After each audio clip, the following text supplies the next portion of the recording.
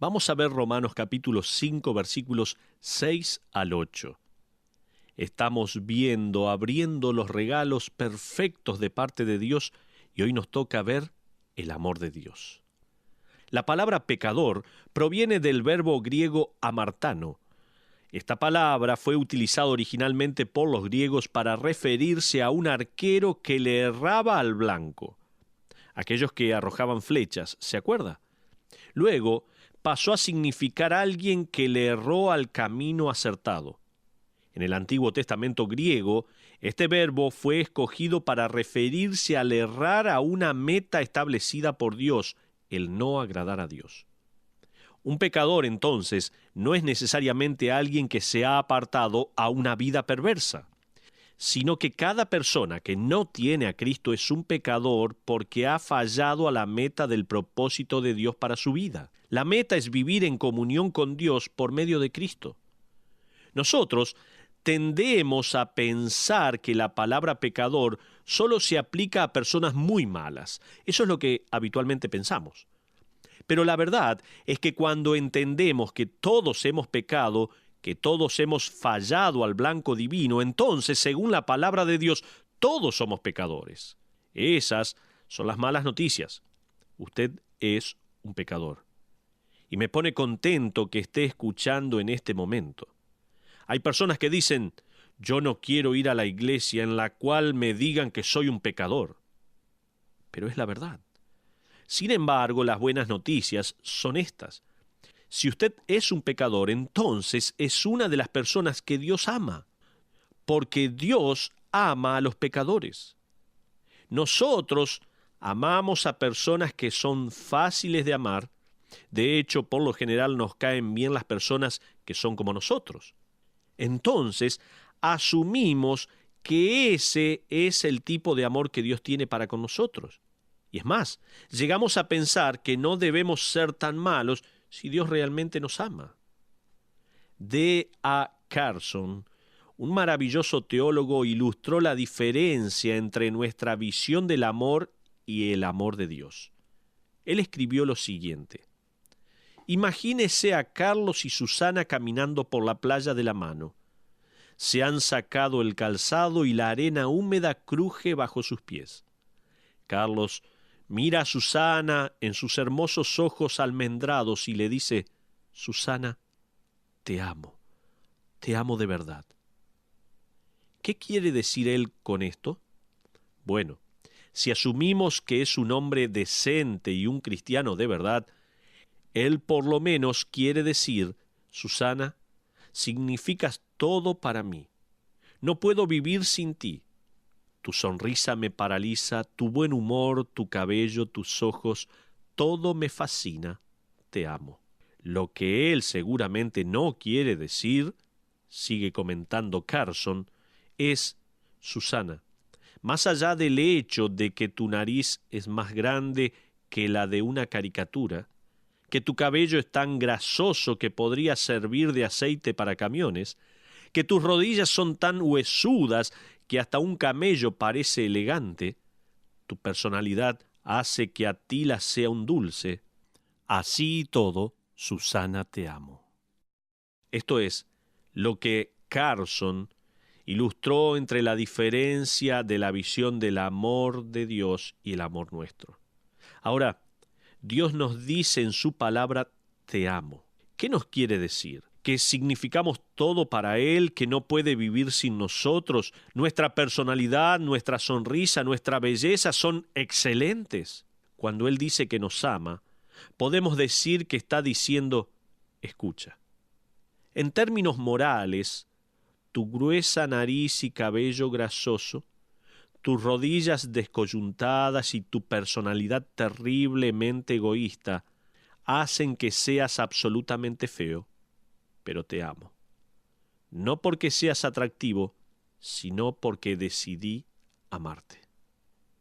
Mi amigo, si usted piensa que se merece el amor de Dios inclusive en alguna manera, jamás se sentirá seguro en Él. Eso es porque siempre tendrá temor de hacer algo que no merezca su amor y sabe que lo hará. La persona que sabe que Dios lo ama, por más que no se lo merezca, esa es la persona que puede descansar en el hecho de que el amor de Dios dura para siempre y jamás van a merecerlo. Dios ama a personas que no se lo merecen y que son pecadoras. Pero no solamente Dios ama al débil, no solamente Dios ama al pecador. Hay otro tipo de persona a la que se refiere en este pasaje. Esta es tal vez la que más le sorprenda que Dios le ame. Fíjese en el versículo 10.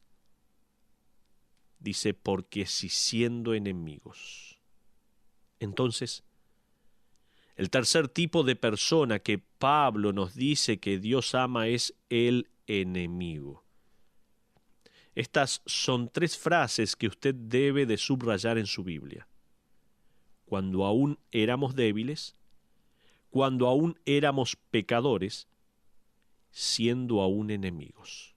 Versículos 6, versículo 8 y versículo 10. Siendo enemigos de Dios. Esta es la seriedad del pecado, ya que el pecado es en rigor rebelión contra Dios. No es solo un fracaso, es el rehusarse a seguir a Dios. Este es el punto de Pablo. Una vez que uno comprende qué tipo de personas somos, nos damos cuenta que no tenemos posibilidades. No tenemos esperanza, somos pecadores y somos hostiles para con Dios. Luego, descubrirá que Pablo está dando la respuesta a la primera pregunta. ¿Qué tipo de personas ama a Dios? La respuesta es a los débiles, pecadores y hostiles. Pero ¿qué tipo de amor brinda a Dios? La segunda pregunta que nos hacíamos comenzando el estudio era ¿qué tipo de amor brinda a Dios? La segunda pregunta es esta. Y fíjese en el versículo 7, dice, ciertamente apenas morirá alguno por un justo. Con todo, pudiera ser que alguno osara morir por el bueno. Pablo dice, sucede, pero es raro que alguien muera por otra persona buena. Cuando escuchamos historias de sucesos así, nos quedamos admirados. Nos emociona escuchar de bomberos que suben escaleras en llamas cuando todo el mundo está bajando. Hace unos días almorcé con el doctor John Milwin, que es el decano de nuestro seminario. Él me contó una historia acerca de su hermano William. William era su hermano mayor y era como un padre para él, un líder espiritual y un ejemplo a seguir. Él era la guía necesaria ya que el padre los abandonó cuando eran chicos. William amaba a Dios y compartía su fe en Cristo con los demás. Cuando estaba en las Fuerzas Armadas, fue enviado a la zona de los Grandes Lagos. Un amigo en particular era un marinero con el cual su hermano había compartido el Evangelio. En un par de ocasiones fueron juntos a la iglesia de Moody en Chicago, pero este amigo no había aceptado a Cristo. Un día este amigo le pidió a William si podía cubrirlo por un par de días, para poder así tener unos días libres para su próximo casamiento y luna de miel. William le dijo que sí. Ese mismo fin de semana, un piloto de la Fuerza Aérea se estrelló en el lago y las autoridades enviaron un barco para sacar los restos y el cuerpo del piloto. William era uno de los marineros en ese barco. Mientras estaban en el lago, se desató una tormenta, la cual, agravándose más y más, hizo que el barco se hundiera. Todos murieron esa tarde, a excepción de un hombre mayor al cual William le había dado sus salvavidas. Fue un regalo que este hombre anciano recibió que permitió que sobreviviera la tormenta, pero William murió. Ese tipo de sacrificio desafía la lógica. Ese tipo de heroísmo nos deja estremecidos y maravillados. Es raro, tal como lo dice Pablo en Romanos 5:7. Dios fue mucho más allá de cualquier acto humano. Fíjese en el versículo 8 nuevamente. Mas Dios muestra su amor para con nosotros en que siendo aún pecadores, Cristo murió por nosotros. Estamos sin esperanza, pecadores, hostiles, condenados. Todos podríamos habernos ahogado en su ira. Pero Dios mostró su amor enviando a su Hijo con el salvavidas de la gracia infinita para aquellos que están perdidos y condenados.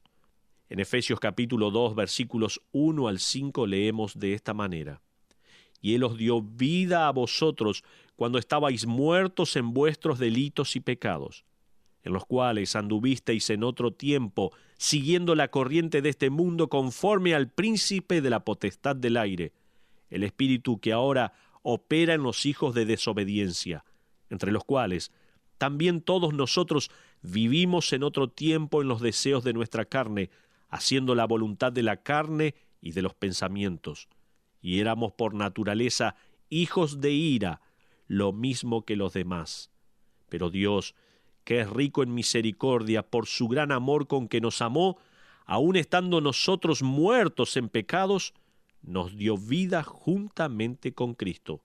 Por gracia sois salvos. Pero Dios, qué alivio, ¿no? Él conoce lo peor de nosotros y aún así nos ama. Otro autor de himnos hizo una especie de resumen al escribir de esta manera: Él dejó el trono del Padre en las alturas. Qué gracia tan infinita y gratuita. Se despojó de todo excepto de amor, y sangró por la raza perdida de Adán. Todo esto es por misericordia, inmensa misericordia. Y Dios, esa misericordia me alcanzó a mí. Maravilloso amor. ¿Cómo puede ser que tú, oh Dios, hayas muerto por mí? Es totalmente inmerecido. Pero ese es el tipo de amor que Dios posee, un amor por el cual estuvo dispuesto a morir. Ágape es la palabra griega empleada en Romanos 5:8 para describir una muestra de Dios. Ágape es el amor de la voluntad. Representa la decisión de intelecto infinito. Sin embargo, es mucho más que una decisión, es una acción. Según Juan 3:16, dice: porque de tal manera amó Dios al mundo que ha dado. No dice: porque de tal manera amó Dios al mundo que ha dicho, que ha planeado, que ha pensado, que ha esperado. No, porque de tal manera amó Dios al mundo que ha dado. Un autor anónimo dividió Juan 3:16 en 12 frases en un intento de expresar la grandeza del regalo de salvación de Dios. Él escribió: Dios, el Dios amoroso como ningún otro, amó de tal manera, a un grado tan elevado, al mundo, la compañía más grande, que ha dado la acción más grande, a su Hijo unigénito, el regalo más grande, para que todo aquel, la invitación más grande, que en Él cree, lo más simple, en Él, la atracción más grande, no se pierda, la promesa más grande, más la diferencia más importante, tenga la certeza más grande, vida eterna, la mayor posesión. Esta fue la división que hizo de Juan 3:16 un escritor, mostrando la grandeza del amor de Dios. Pero ¿cómo nos apropiamos de este regalo? Es la última pregunta que nos hacíamos comenzando este estudio. Mas Dios muestra su amor para con nosotros en que, siendo aún pecadores, Cristo murió por nosotros. Spurgeon escribió lo siguiente: Jesucristo tomó la copa de nuestra condenación y con un largo trago la bebió por completo. Pablo respondió las preguntas: ¿qué tipo de personas ama? ¿Y qué tipo de amor da Dios? Ahora, la pregunta final es: ¿cómo respondemos a este tipo de amor? La pregunta que usted tiene que hacerse es: ¿cómo responde al amor de Dios? Hay dos maneras, permítame dárselas. Recibirlo. Lo primero que usted puede hacer es recibirlo. Es un regalo. Romanos 6:23 dice: porque la paga del pecado es muerte, mas la dádiva de Dios es vida eterna en Cristo Jesús, Señor nuestro. Yo estoy convencido que hay muchas personas escuchando que no poseen el regalo del amor de Dios por medio de Cristo. ¿Por qué? porque usted piensa que se lo merece. Piensa que se lo ganó, piensa que seguramente Dios lo ama porque usted se merece ese amor. ¿Ha estado escuchando lo que mencioné hasta ahora? Dios demuestra y entrega su amor a pecadores, los enemigos, los que no tienen esperanza. Para mí es fascinante saber que Romanos capítulo 5, versículo 8 encendió la mecha del avivamiento galés en el año 1904. Evan Roberts era un joven creyente que estaba escuchando a un evangelista llamado Seth Jesua, predicando: «Mas Dios muestra su amor para con nosotros». Estaba predicando y ese versículo lo conmovió tanto que comenzó a llorar y cayó literalmente de rodillas ante la presencia de Dios. Luego escribió: «Lo que me quebrantó fue que Dios entregara su amor por la humanidad cuando nada se merecía ese amor». Por los próximos 13 meses, Evan Roberts oró para que hubiera un avivamiento en Gales. Finalmente, él sintió que Dios quería que él le hablara a los jóvenes de su iglesia, así que hizo una reunión. La reunión duró hasta la medianoche y marcó el comienzo de un avivamiento continuo. Las puertas de la iglesia no se cerraban ni de día ni de noche por meses, y desde esa pequeña iglesia el avivamiento se expandió como un incendio forestal. Más de 100,000 personas aceptaron a Cristo y se bautizaron de manera pública y se hicieron miembros de la iglesia de Gales. ¿Qué fue lo que trajo tal obrar del Espíritu de Dios? La verdad de ese mismo versículo. Mas Dios muestra su amor para con nosotros en que, siendo aún pecadores, Cristo murió por nosotros. Reciba ese regalo de Dios. Pero en segundo lugar, los que han recibido el regalo de Dios, descansen en Él, confíen en Él. Es una garantía de parte de Dios. ¿Por qué es que cuando hay dificultades uno piensa si Dios lo está amando o no? Estamos hablando de su regalo y su garantía. Pablo dice en Romanos 8 que nada puede separarnos del amor de Dios, nada en absoluto. Pero llegamos a una conclusión. En nuestro estudio de hoy he leído la letra de varios himnos. Me gustaría concluir leyendo una más, escrita por un autor que se aferró a la garantía del amor de Dios sin importar qué sucediera en la vida. George Matheson fue pastor hace más de 200 años. Lo que hizo que este pastor fuera único fue su ceguera. A causa de ella, él vivía con sus hermanas. Sus hermanas aprendieron latín, griego y hebreo. Ellas eran indispensables para su ministerio, ya que le ayudaban a estudiar el texto y preparar sus mensajes. Él era el líder de una iglesia de varios miles. Con el tiempo, una por una sus hermanas se fueron casando. Con el matrimonio de estas, George sufrió una gran pérdida, ya que al casarse se fueron a vivir a otra ciudad. Cuando la última hermana se casó, George quedó solo. Él podía hacer las cosas por sí mismo, pero le costaba. Sus hermanas se casaron ya de grandes, así que él ya estaba avanzado en edad. Y fue ahí, en esa lucha por confiar en Dios, cuando sus hermanas se fueron, que George Matheson escribió lo siguiente. Escuche bien. Oh amor que no me dejará ir, deposito mi alma cansada en ti. Te regreso la vida que te debo, que en la profundidad de tu océano pueda fortalecerme. Oh gozo que me busca en el dolor, no puedo cerrarte mi corazón. Trazo el arco iris a través de la lluvia, y siento que la promesa no es vana, que un día el lamento no tendrá lágrimas. ¿Cómo va a responder usted a este tipo de amor? ¿Lo va a recibir? ¿Va a descansar en él?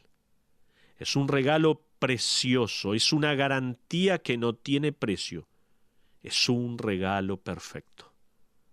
¿Va a aceptar el regalo de Dios? Dice la Biblia que tenemos que orar, entendiendo que somos pecadores, débiles, enfrentados con Dios absolutamente, pero que a pesar de todo esto, Dios nos sigue amando. Dios le sigue amando. No importa lo que usted haya hecho, Dios le está amando constantemente. ¿Va a recibir ese amor? Ore a Dios. Reconozca que es pecador. Reconozca que Cristo vino a este mundo para morir por sus pecados. El amor de Dios es tan grande, tan amplio, que vino a morir aquí por usted. Él murió, pero al tercer día resucitó para nuestra justificación, dice la palabra. Así que lo que usted tiene que hacer ahora es recibir a Cristo como su único y suficiente Salvador. Allí donde está, ore a Dios una oración de fe, pidiéndole perdón por sus pecados y recibiendo a Cristo como su único y suficiente Salvador.